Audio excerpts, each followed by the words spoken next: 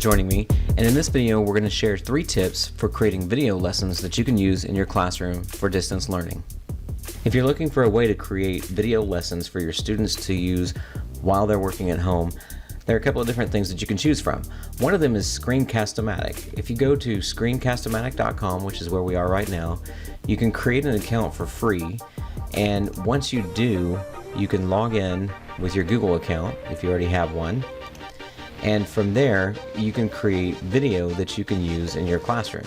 To get started simply, just from this screen, click Start Recorder. The recorder will load at the bottom of the screen, and if it doesn't load, you'll have a web launcher that you can use to launch the recorder. Once that loads, click on it, and it will install to your computer. It takes just a second.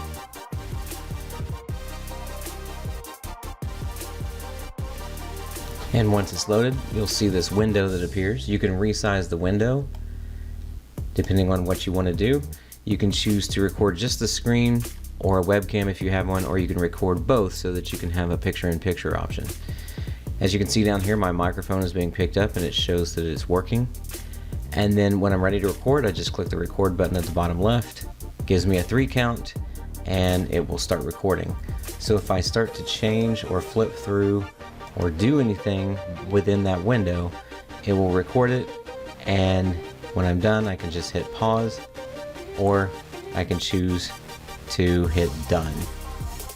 When you're done, you can choose to save it and upload it, you can share it, or you can edit the video and cut out different things, maybe some mistakes that you made as you went along. You choose to save it, it's pretty simple, it gives you your video, and you can save as a video file that you can attach to your Google Classroom, or you can upload it to YouTube. This is great if you're looking for an easy way for you to demonstrate something that you need to teach to your students and upload it to Google Classroom so that they can still take part in the learning experience even though they're working from home. Another option is EdPuzzle. EdPuzzle is also free, and this is great because you can use this to take video content that you find in other sources such as YouTube, and you can insert your own questions into it and sort of create a mastery lesson about a topic that you're trying to teach kids. To get started, you can sign up for a free account. I've already got one, so I'm going to click log in. It asks me if I'm a teacher or a student, and again with this one you can also sign in with your Google account if you have one. And once you're signed in or you've created your account, all you have to do is search for content. So I'm going to search for a video on plate tectonics. And here it gives me one that I can use. There's a couple that are already created, but you also have some things here from YouTube. And let's say, for instance, I want to use this one. So I'm going to click on it. And from here, I can choose to assign this or copy it or edit it. In this case, I want to edit. And from the edit screen, you can either cut or add voiceover if you want to, if you have a microphone on your computer, or you can choose to add questions. Once you're on the question screen, you can choose to add questions to your video either in the form of multiple choice, open-ended questions, or just notes that you want to add as you go along. So I'm going to mute the audio on this computer right now, just so that the video doesn't play over me.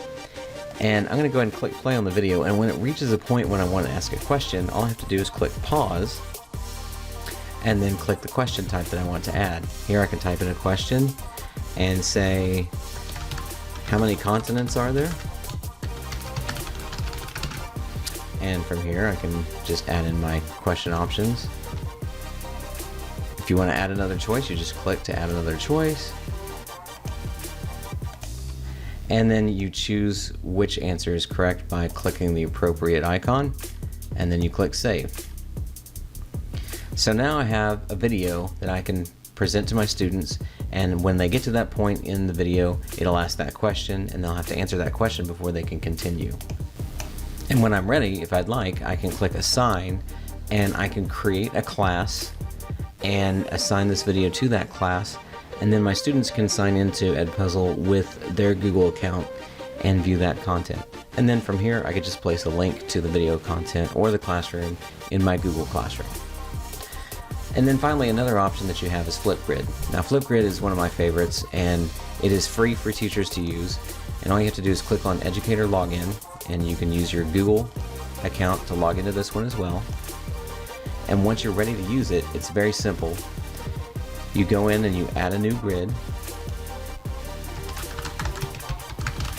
I'm going to call this home-based learning, and then I can choose how students connect with this. Students can join using their Google email if you'd like, or you can make this a public one. I'm just going to click school email, and then it also has a flip code that students can use to get to this grid. I'll click next. Remember, if you're going to do this, you need to use your school account, because here students are going to join using their school email, and this says gmail.com. You would preferably want them to join using their school account, so make sure you enter your domain for your school if you want them to join using their school account.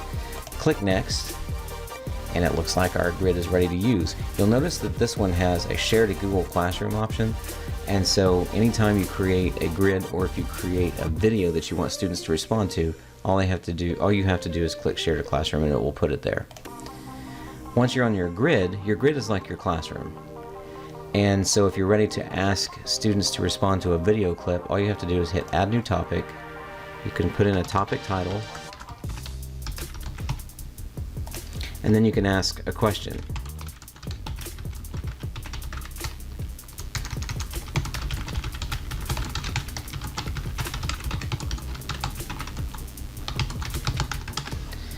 Once you have your question, you can choose to record a video to add to that question that students can respond to, or you can just leave it as is. Click create topic, and now I have a topic ready for students to respond to.